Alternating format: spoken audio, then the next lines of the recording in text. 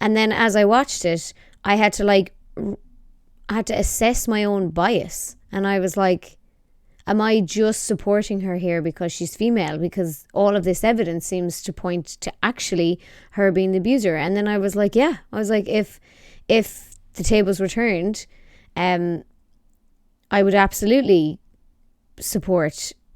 If Johnny was female, I would absolutely be supporting him as a victim and supporting his side. And so the only reason that I'm like not is because she's female, and sure, that's not equality either. Do you know what I mean? Anyway, sorry, I'm rambling now, but this take fucking pisses me off. Well, knowing the case and knowing the law as you certainly do, it favors defendants like Amber Heard.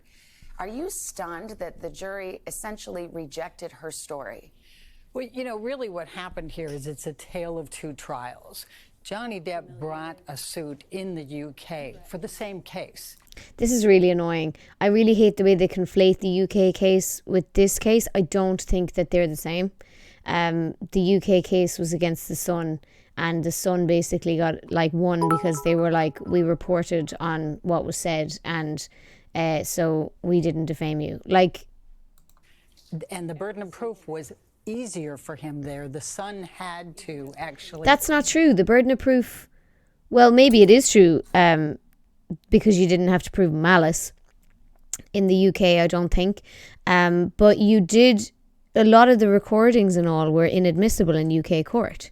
So to say that it was easier for him to win in the UK is a misrepresentation of the truth. It's a sort of twisting of the narrative. He couldn't use any of those recordings of Amber, clearly being the aggressor. Also, I don't know how the UK system works, but he was suing the newspaper for reporting, for using the word wife beater. And so I don't think that,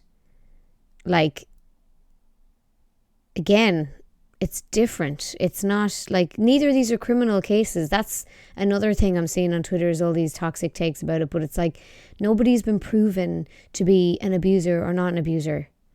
These are defamation cases. One was against a newspaper and one was against her individually. So, I don't know, relax, I suppose. That it was true. And the court found there, and we weren't allowed to tell the jury this, but the court found that Mr. Depp had committed at least 12 acts of domestic violence, including sexual violence. So the jury didn't find that. The jury can't possibly prove that. It was that case, they said, I think, again, it was more likely than not. And again, he didn't have loads of the evidence at hand. And again, nobody's saying he's innocent. But I just think if you had a lot of genuine abuse incidences and stories to tell, why would you make any up? Because even one should be powerful enough. So why would you make any up? And they basically showed in the US trial that she had definitely made a good few of them up. So, against Amber. So what did Depp's team learn from this? Demonize Amber and suppress the evidence. We had an enormous amount of evidence that was suppressed. Okay, so I'm sure they did have some evidence that was suppressed, just like he had evidence that was inadmissible in UK, tough shit, that's how it works. He took that on the chin, you probably should as well. But also, they didn't provide quite a lot of evidence that they were requested to provide, and they didn't do it by the deadlines, and the photographs that they wanted to provide weren't provided in the manner that they could be forensically examined. And there was reports that they were doing a lot to slow down discovery, they were giving in hard drives that were what's the word, and they're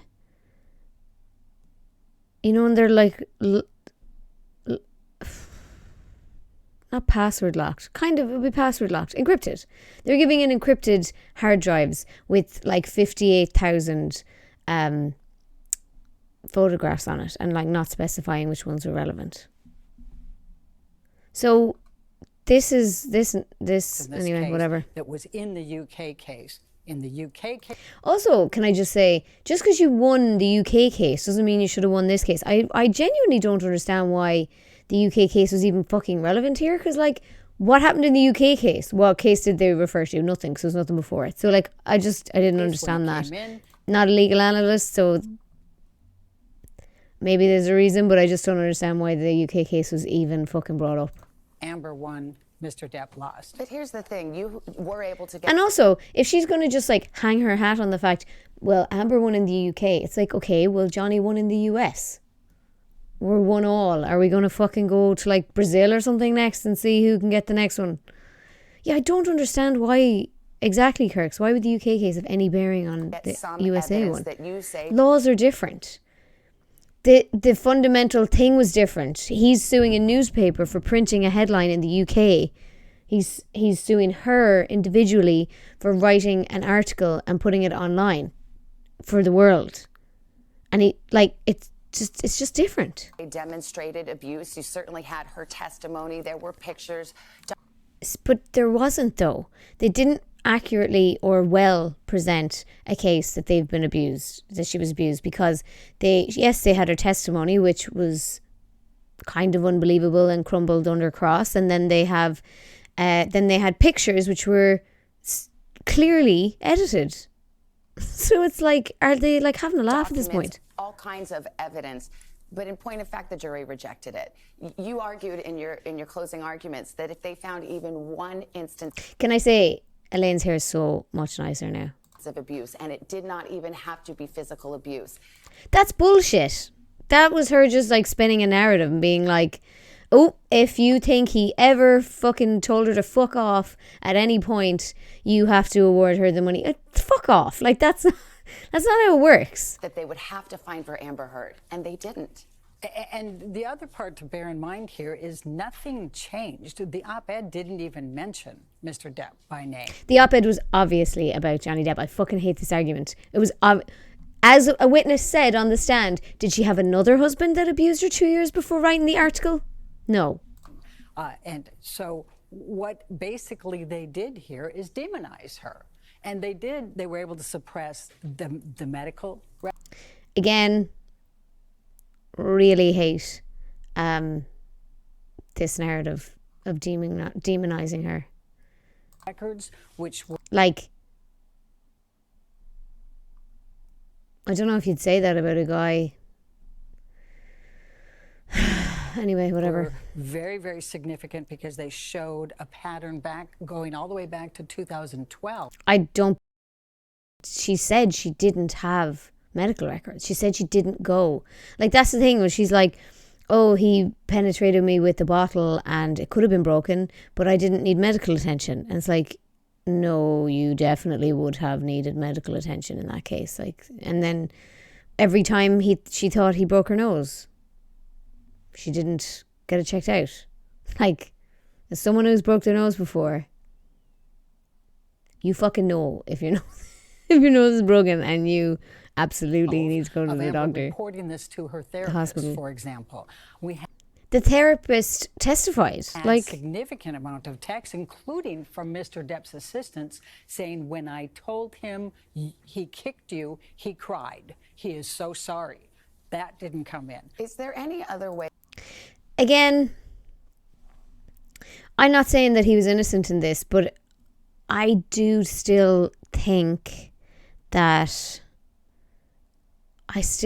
reactive abuse is not abuse, because if I flip the genders, and if there's a man and a woman where they've both taken a lot of drugs, and the man is like picking on the woman or starting fights or getting physical first or winding her up and up and up and up until she slaps him, I don't think her slapping him makes her an abuser.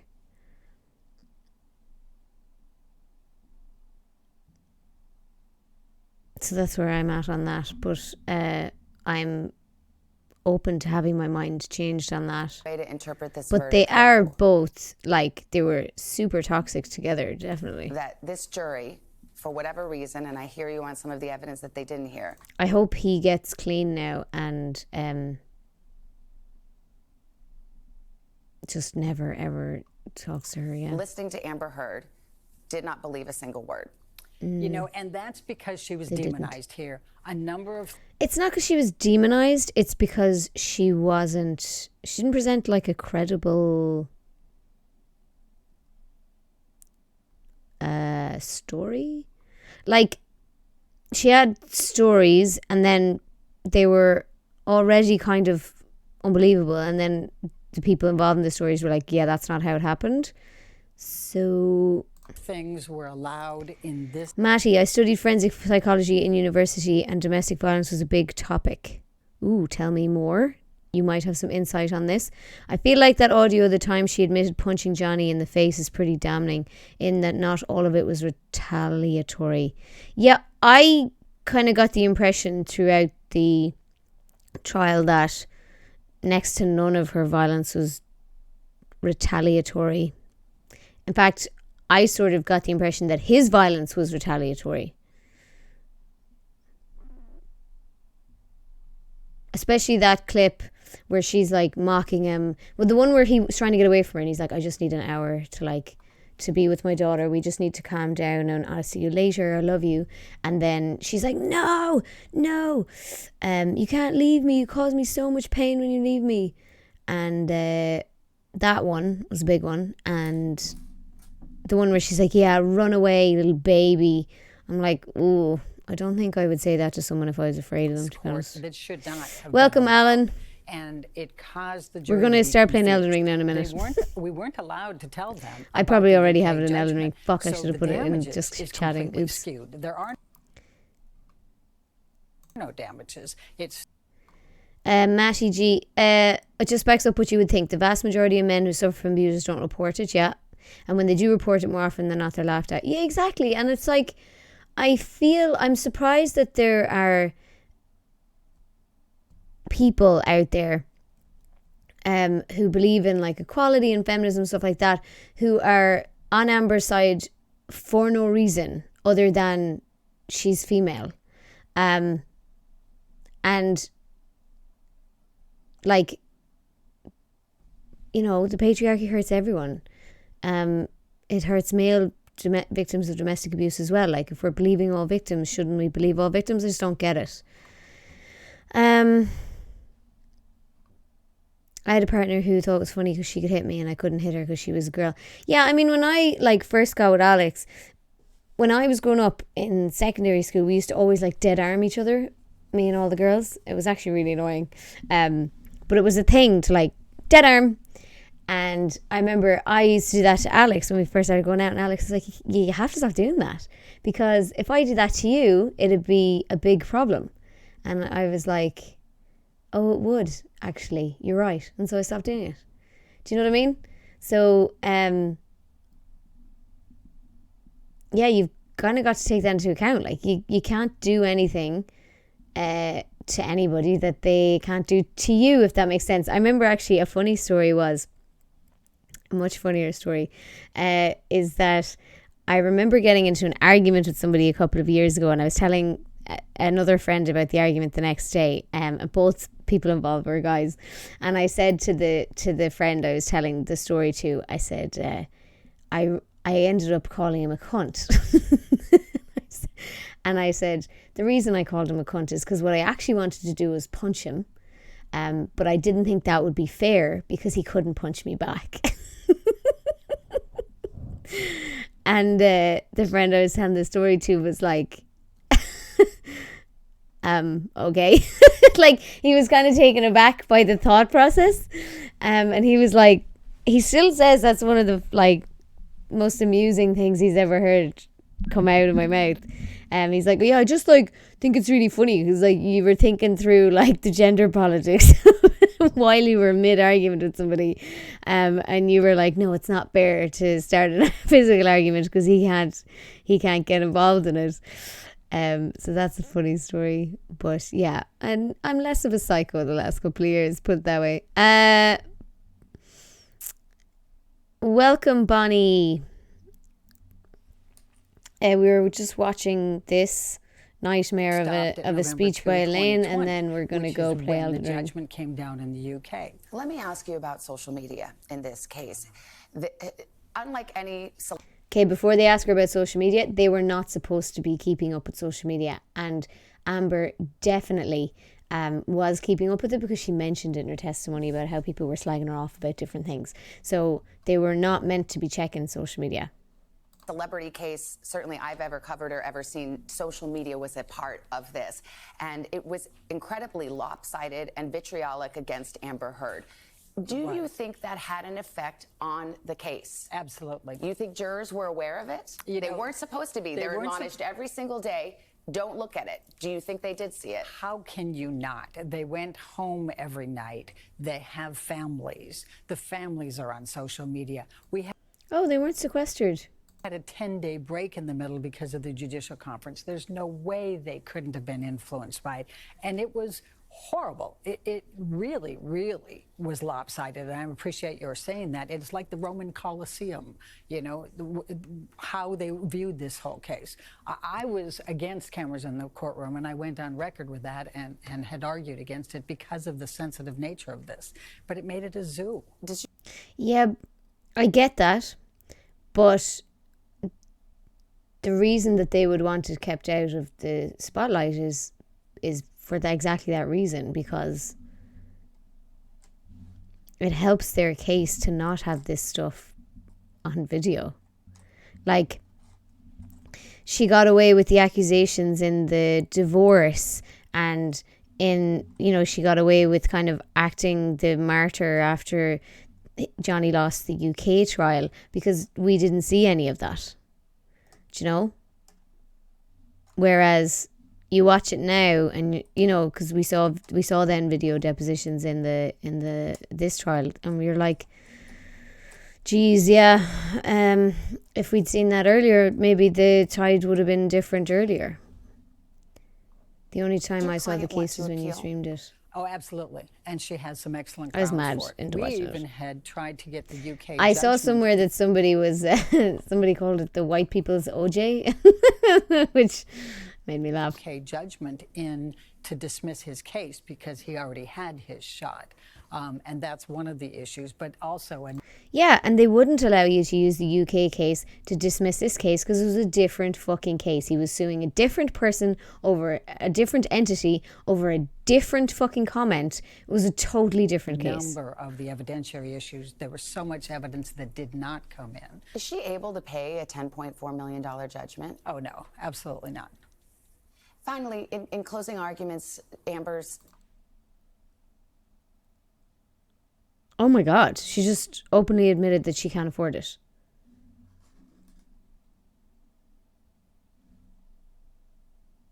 Uh-oh.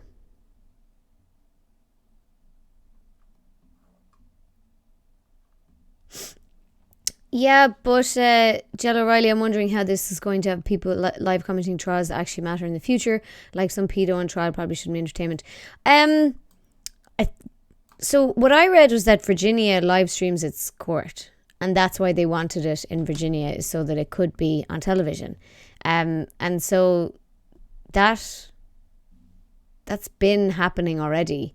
And I'd say there's certain cases that aren't allowed to be live streamed. Like I would imagine ones involving minors and stuff aren't allowed to be live streamed. Maybe it's just civil stuff. I don't know. But like it's already been happening. It's just that a super famous person landed down and decided that they wanted to use that live stream to their advantage. 10 million is a lot for a supporting actor. It is. What happens if she can't pay it? So I read that if she can't pay that money, if her like total assets aren't higher, or her net worth or whatever isn't higher than the money she owes, which will only be 8,350,000 after you take away the 2 million she got, she has to file for bankruptcy, and then he doesn't get anything. Or they could do installments, actually, Matty. Yeah, like she got 7 million in the divorce from him that she didn't donate, so she definitely has 7 million somewhere, although she's probably spent it on legal fees realistically. team argued that this would send a message, that it would send a message that no matter what you do as an abuse victim, you always... But see, this message, I hate this message, because he's saying he's an abuse victim. So arguably him losing would also send the same message, if you're going to go with that one. have to do more. You need to be... Kirks, she can pledge to give me 8 million. perfect in order for people to believe you if she did not get a favorable verdict. What message do you think this sent? I'd be like, do you not think that's uber manipulative? It's a horrible message. It's, as I said, a setback. It's a significant setback because that's exactly what it means. Unless you pull out your phone and you video. But she did pull out her phone and video stuff. So Your spouse or your significant other beating you, effectively, you won't be believed. Elaine Charlson, Bretta Hoff, thank you very much for your time this morning. disappointed now in that journalist. I feel like you could definitely hit her harder with that stuff. Appreciate it. Thank you. Anyway, checking my notifications on trial while I'm on live. What am I doing? This was funny, look. Saw this earlier today. Victoria's Secret has released a new brand. It's called Manchester United. Lots of support but no cup. Tell me you don't know how a bra works without telling me. So yeah, that's I'll just mute that.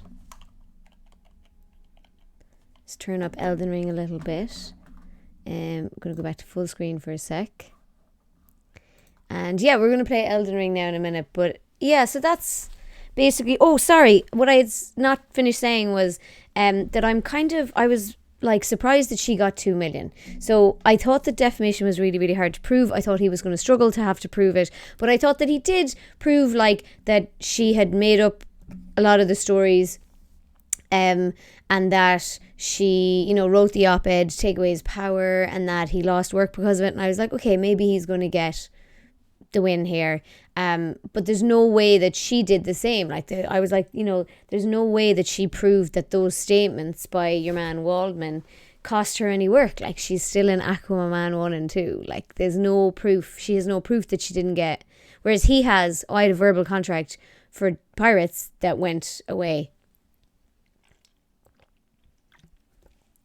And which sorry, I was just reading your message there, Kirks. I just want to finish this thought because I'll never get it out if I don't finish it now. So I didn't think that she proved that she lost work. I didn't think that she proved that this statement was made with malice, because Waldman believed Johnny. Like, the statements are making the same statement that Johnny is making by suing her for defamation, if that makes sense. So Johnny was like, I didn't abuse you. That's a lie. This is defamation. And Waldman was like, Johnny didn't abuse her. She lied. And which he was obviously told by Johnny. So I just don't understand how they proved malice on that one. But anyway, so that was the only surprising bit to me, was that she also owed him 2 million. I was like, okay, whatever. So we've gone down very quickly there from 15 to only 8. But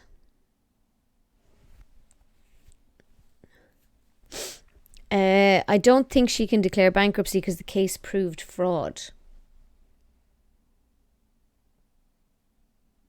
Did it? I mean, it's a defamation case. I don't think it can prove anything. Can it? Hassan had the perfect tweet about the end of this trial that I agree with. I really hope the psycho right-wingers don't take advantage of this court case to farm more people into their reactionary worldview, while the mainstream media completely flubs their approach and push people further away. Yeah, I mean, that's pretty much summed it up there, hasn't he? I heard somewhere that they had the trial in Virginia because the LA court is big on freedom of speech, and Amber would have won in a heartbeat there. No, the reason they had the trial in Virginia, I read, is because Virginia live streams their court cases, and also because the servers of the Washington Post are in Virginia. And so that's how they were able to get into Virginia, but primarily it was because they wanted it on TV. I think it's a pity that this trial has become the shit show it has. I think it could discourage women that are legitimately abused from going to court. I hate that take. I just think like, I mean, maybe you're right and maybe it could discourage women, but I would really hope that it didn't, because we should say victims rather than women, because this is the problem, is that like Johnny is saying he's the victim, and if that's the case, then the verdict is a good thing for victims. So we need to separate women versus victims, if that makes sense. Like, we need to not put all women in the same fucking basket together of like, oh, Amber Heard, you know, didn't win a court case, so therefore every woman is lying about abuse. Like, I've seen loads of takes like that on Twitter. No, it's not what you're saying, but it's very frustrating. Well, that particular statement by Waldman was about the apartment being staged and a second call from the police. Yeah, it was. Yeah, I think that's the one she won, isn't it? I'd agree with the jury there that clearly was not true. Yeah, I mean, fair enough. But I thought there was. But again, like, if he believed it, I thought there was a second call put in. That one was a bit confusing, to be honest, because they definitely came twice, and then it was like, oh, we didn't call them twice. You know, it was very, that whole bit was very confusing. Yeah. So anyway, glad it's over. Although I did enjoy it while it was on. But it ended on the same week that the fucking H3 podcast got banned for a week, so I've had nothing to listen to. I always need something on. Like, I definitely think I've thought for a while, ever since I did that ADHD video, that I've doing the test that I've had undiagnosed ADHD. But it's getting to the point now where I'm like, it's actually really affecting my life. I need noise in the background all the time. So I just have podcasts going. Speaking of which, I'm just started to listen to the GA Catfish episodes from the two Johnnies. Everyone is fucking talking about them. So I haven't gotten into it yet. No spoilers. What did they get banned from? Kirk's H3 got banned from uploading to YouTube for a week. Temp, like a Twitch temp ban, sort of. Like, look, I'd make that remark in private maybe, but you can't be saying that online. Yeah, no, like, it was obviously a stupid remark, but he immediately walked it back. And it's like, it's just so manipulative that people sharing it on Twitter cropped out the thing. So what he said was, right, Carbon, what he said was, he made a joke about how they should, there was the NRA conference was on, and he made a joke about how they should B-O-M, and you can guess the last letter, the building. And then he immediately goes, no, I'm going to walk that back. And then everybody in the room was like, walk that back right now. And he's like, yeah, no, sorry, I went too far. Do not do that. No violence. And then they turned it into a joke where he was like, let's love bomb the building. Let's kill people everyone in there with kindness. And yeah, they just got really... The funny thing is, right, somebody in the H3 Reddit figured out that actually Ethan, and this was a comment I think that Hassan made, or someone else made. It was Hassan, yeah. Hassan and the guy from the Young Turks were on his stream talking about it, and Hassan said, like, if he'd made that joke about Planned Parenthood, he wouldn't have got banned and no one would have given a fuck. And someone on the H3 Reddit figured out that actually, apparently Ethan has made a joke about, like, and it was obviously not from his perspective, it was some joke about bombing Planned Parenthood, and nobody reported that, and nobody got that taken down. Interesting, isn't it? It's interesting. Like, realistically, you should have one rule. You know what I'm saying? And also, love how, like, so many factions of the internet are all for free speech until you make a joke they don't like.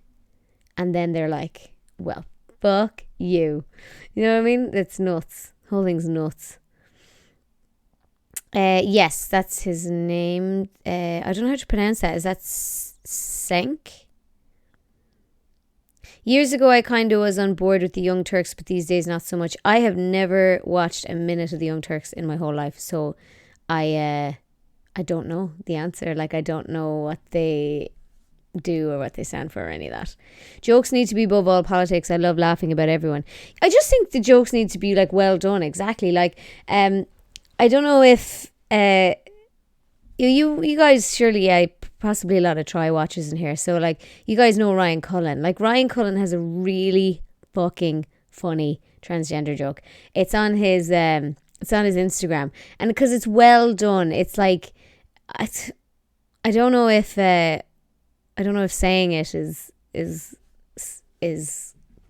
bad. I don't want to like take his material, but they can be done really well and without punching down, if that makes sense. So I think it's all about making a joke. I think everything should be up for joking around about, but I think that it's the way that you do it. And it's like the same thing that I said before about like, you know, me making jokes about miscarriage and stuff like that. Like that's my experience, so I can be as dark humoured as I want about it, especially and like, but I wouldn't go and make a joke about somebody else's. Do you know what I mean?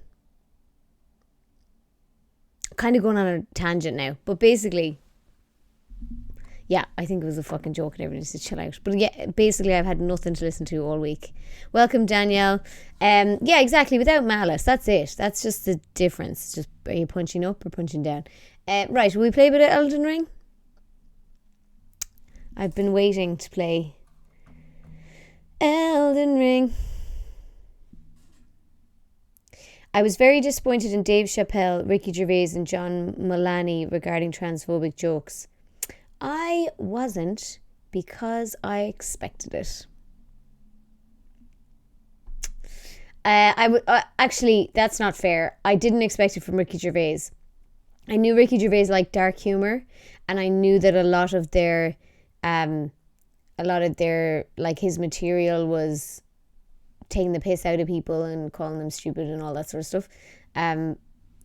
I did see a segment by, I can't remember his name. He's on like one of those English Have I Got News For You shows, and he did a segment about comedians that like to make trans jokes, and it's a very good segment, and people said it was aimed at Ricky Gervais, and I was like, when has Ricky Gervais ever done a trans joke? But then his latest special, which I haven't watched and I don't want to watch, and I also haven't watched the Dave Chappelle one,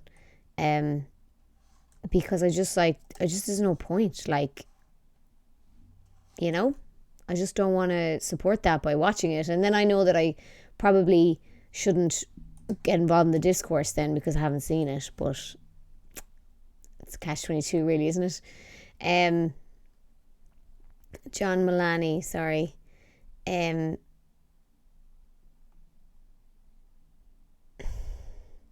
Don't care for Ricky anymore. He's been going down in my estimations for a few years now. Yeah, I think it's such a pity. I never like thought anything to Ricky Gervais, right? As in, nothing never occurred to me. Like I knew he wrote The Office. I really like the US Office. I don't really like the UK Office. It's too cringe for me. I know he wrote another, is it Peep Show? Wrote some other show. Didn't really think much of it. Then I got a free ticket to one of his gigs because at one point, because my friend just had one going, and I went, and he would never ever have been someone I went to see doing stand-up. It just never would have, not in a million years would I pay for that. And then I actually really enjoyed his show, and that particular show was just basically him slagging off Twitter. The whole show was just him slagging off Twitter.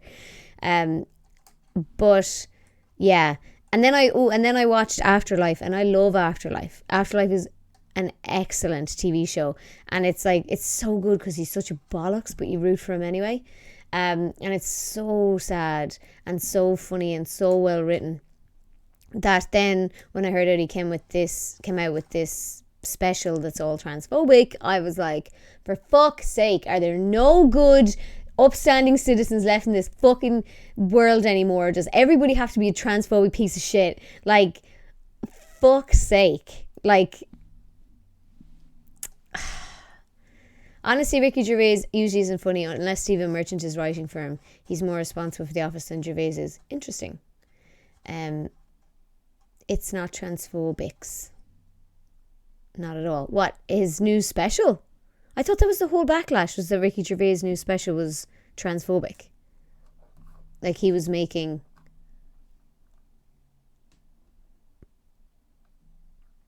Dave Chappelle has an old program where he played a blind, racist black man. He did not know he was black. So funny. See, that's kind of social commentary, like. I'd have to see the bit. I do like dark comedy. No, the backlash is that he made jokes about trans people. Yes. Exactly. But they weren't offensive jokes. Says who?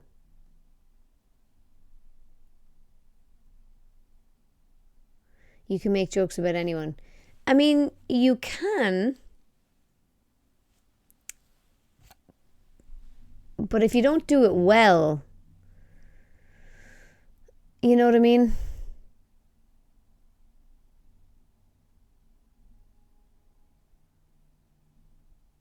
Like Ryan Cullen's joke, and I won't just repeat the joke, but I'll just explain what it is. It's a joke about him knowing somebody that transitioned, and you know, he makes a joke about how they had to take a pay cut. And like that's funny, like, because that doesn't hurt anyone involved. It just makes a comment on society and the gender wage gap, and you know what I mean. And like the subject of the joke is not the marginalized person who's... Why do I have earphones on? Actually, sorry, I'm not. Although I want to get into Elden Ring now. The subject of the joke is like not, you know, he's not punching down on that individual. So I do think you can make those jokes. Like I've heard rape jokes that are funny. There was some joke, there's a famous one about like men's worst nightmare. Oh no, whose joke was it? It was women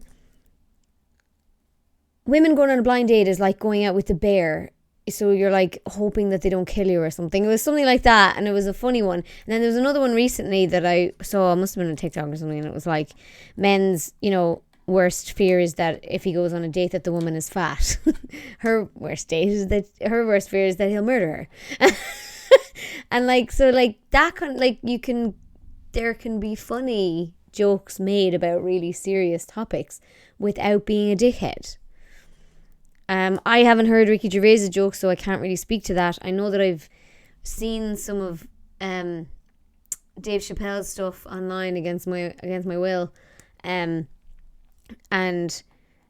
he's saying, I'm team TERF. So TERF stands for Trans Exclusionary Radical Feminist, and it's a term used to describe women who report themselves to be feminists, but consider but are exclusionary in their definition of woman, and they also don't seem to be hugely into equality of the sexes, as in, so like if you're a true feminist, you're fighting for equality of the sexes, which means you also are against the way that the patriarchy negatively impacts men, like the way that it's hard to get custody, fathers' rights, stuff like that. And so, yeah, he was like, I'm Team TERF. And I was like, where's the joke there, though? You know? But I haven't seen Ricky's, so I can't speak to what Ricky's was. I just want to show you my hair bow. How cute is that?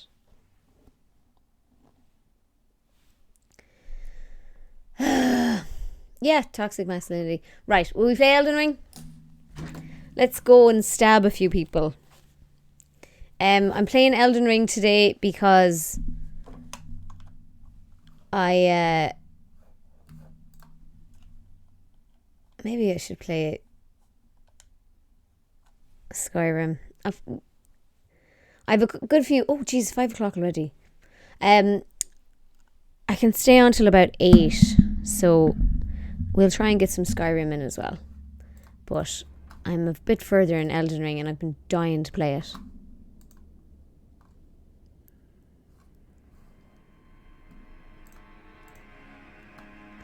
Fun fact, in the US, all a woman has to do is say someone is the father and they automatically have to pay child support. Okay.